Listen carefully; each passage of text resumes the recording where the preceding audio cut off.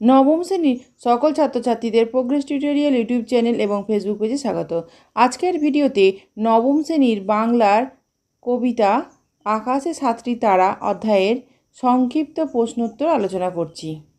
প্রথম প্রশ্নটি দেখো, আকাশে সাতটি তারা যখন উঠেছে ফুটে, কবির চোখে বাংলার সন্ধ্যার প্রকৃতিগত রূপটি কেমন? এই সৌন্দর্যকে কবি কার সঙ্গে তুলনা করেছেন লেখো।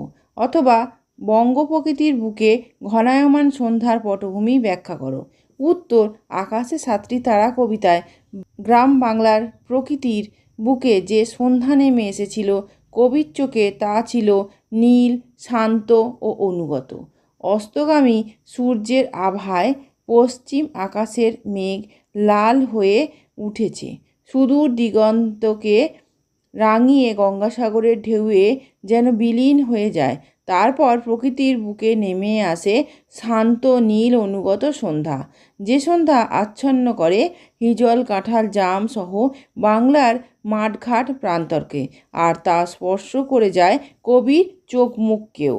পরে প্রশ্ন দেখো, আমি এই ঘাসে বসে থাকি, আমি কে? তিনি এই ঘাসে বসে থাকেন কেন?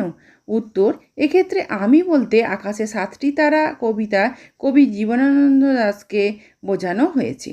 পশ্চিম আকাশের অস্তগামী সূর্যের আভা রঞ্জিত রাঙা মেঘ অপূর্ব বর্ণচ্ছটার দিগন্তকে রাঙিয়ে গঙ্গাসাগরে ঢেউয়ে বিলীন হয়ে যায়।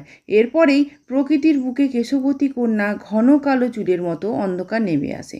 হিজল, কাঁঠাল, জাম সহ কবির মুখের ওপর সেই আধার এসে পড়ে। ঠিক তখনই আকাশে ফুটে ওঠে সাতটি তারা, যা প্রত্যক্ষ করার জন্য কবি ঘাসের উপরে বসে থাকেন। আজকের ভিডিও এ পর্যন্ত। ভিডিওটি ভালো লাগলে অবশ্যই লাইক, শেয়ার এবং সাবস্ক্রাইব করো। ধন্যবাদ।